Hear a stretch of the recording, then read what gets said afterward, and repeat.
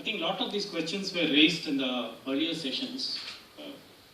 And if we go through the accreditation process, we'll get to know that are we really following a fill it, shut it and forget it kind of an approach, or are we looking at, really learning from the student side? So this is an issue that we need to really grapple with quite sternly when we are looking at accreditation, in the sense that are we only teaching or are we trying to understand what the students are learning? The second major issue which many of us in the business of education do not easily differentiate is what is the difference between outcomes and evaluation. Most of the times we are happy giving grades, evaluating and students getting credits. But does it really translate into anything in terms of outcomes for the student in terms of learning? I think that's a very important issue. The third aspect, which I think the third and most important aspect is there meaning and clarity in terms of what we are delivering as courses? Many a times it's like what's shown there. You know what's happening in this course? Some course is being offered. Should I take it? What's happening in that course? That's the way in which students like to look at courses.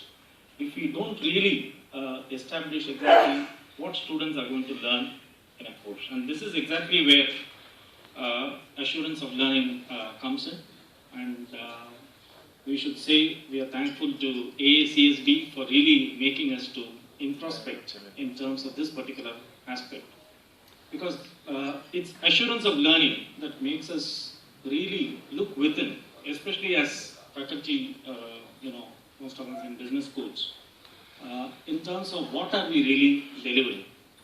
And innovation is not about only looking at new things, but also making improvements in the existing product, doing it better, and therefore providing value to students who come to business schools. Now, it's also important that what we are doing with regard to learning outcomes is also related to our mission.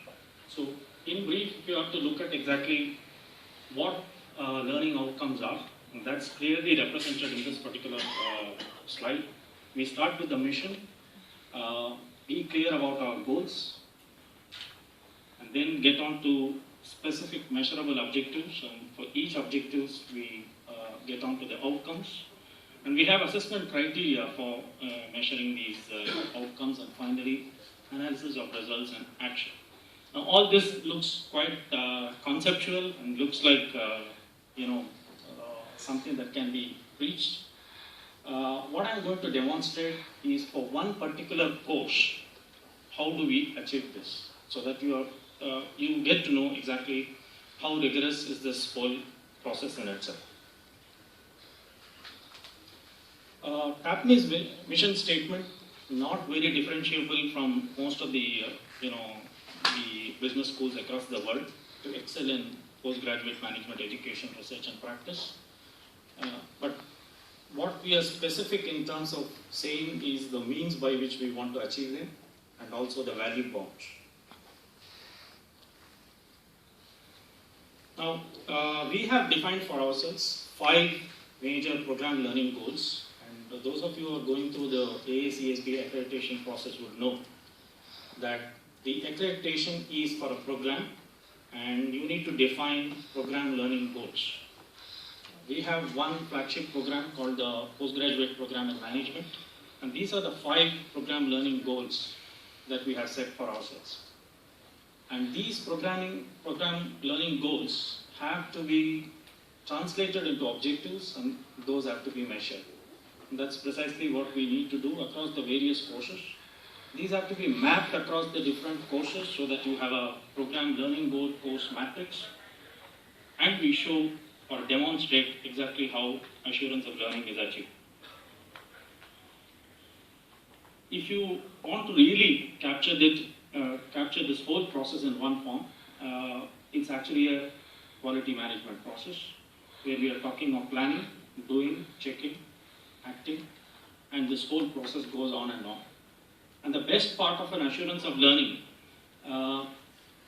is that there is nothing like, say, having arrived or having achieved, and it's a continuous process and it goes on. So it doesn't stop with just getting one accreditation or maintenance of accreditation for 5 years. This is a kind of a continuous process.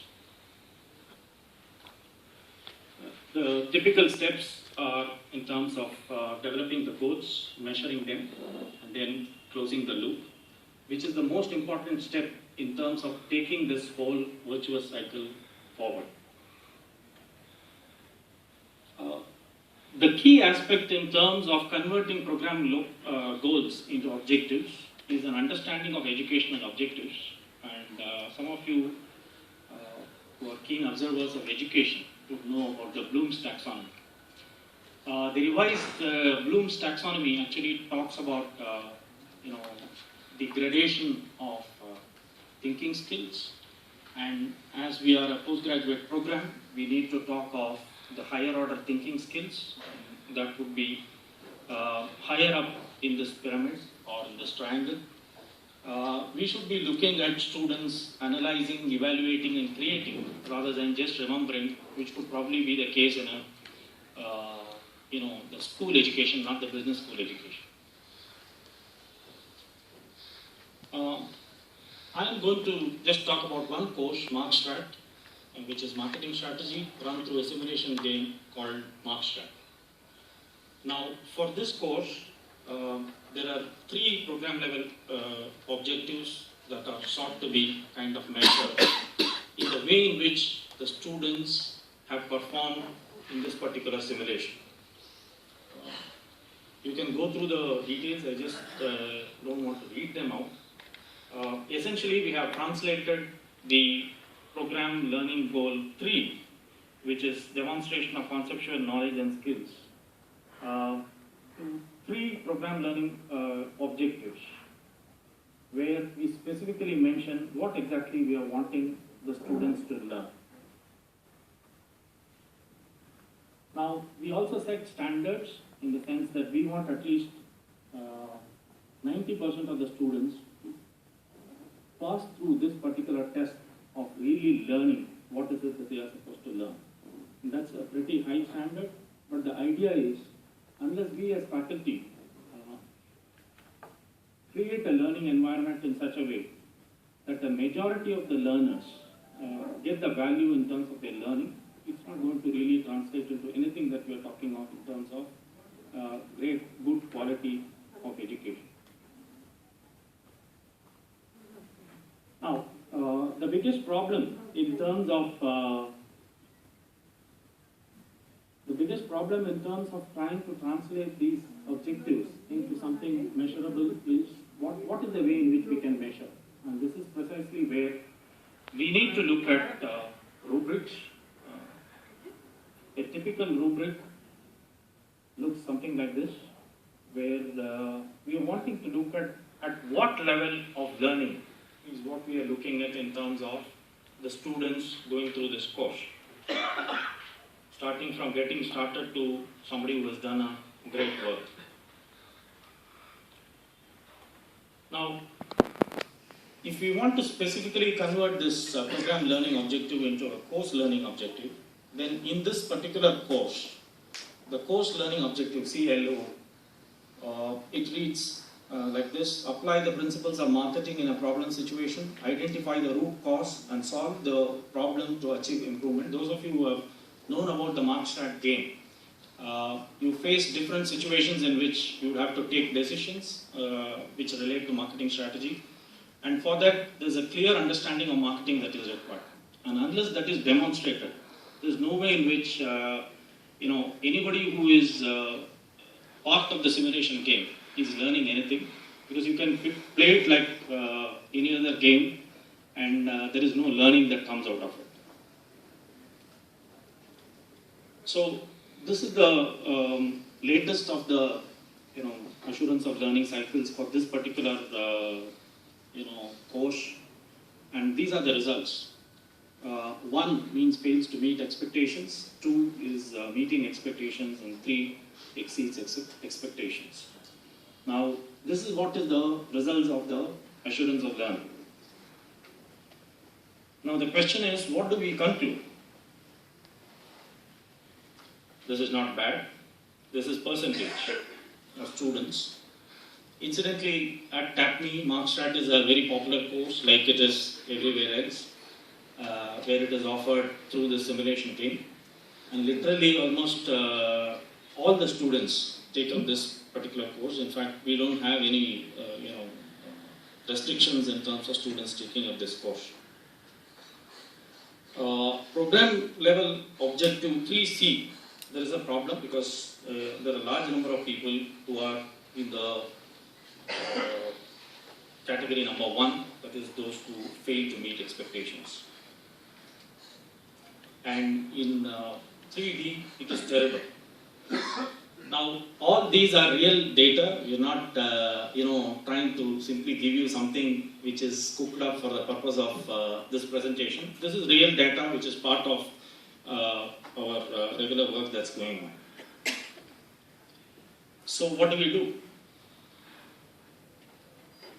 Obviously, on the basis of whatever that has happened in terms of going about this cycle, from this particular course, in terms of what we want to achieve through the program, there are a lot of lessons that we can learn as faculty in terms of what next to do.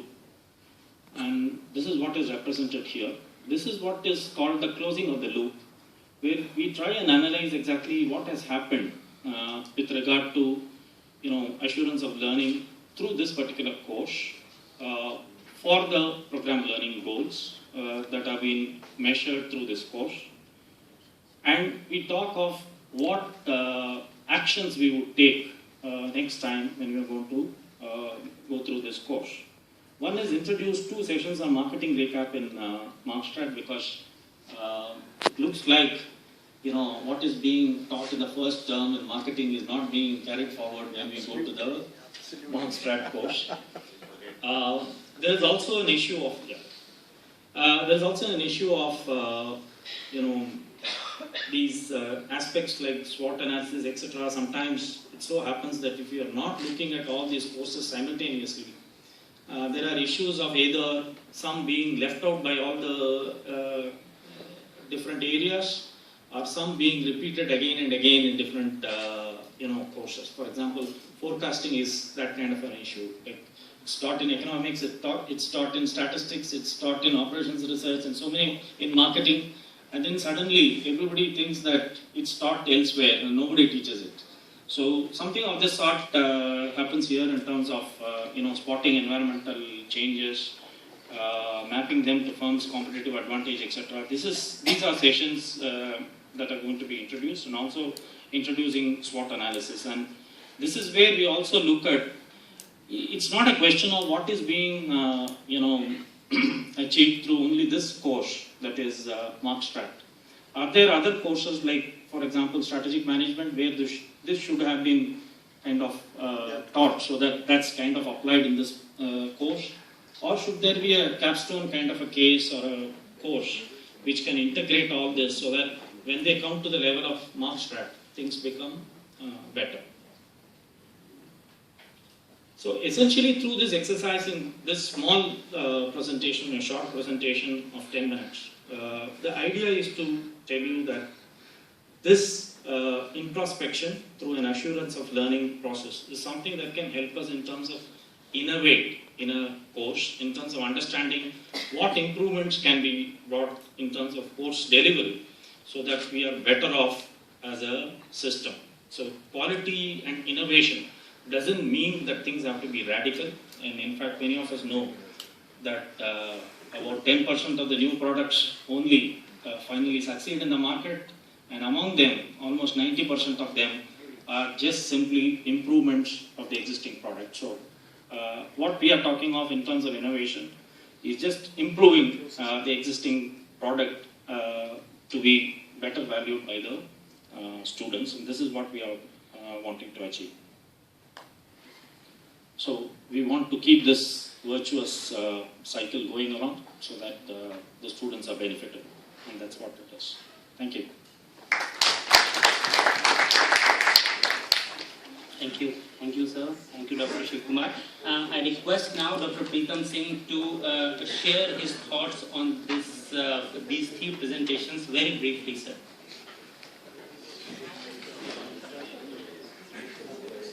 Well, I think that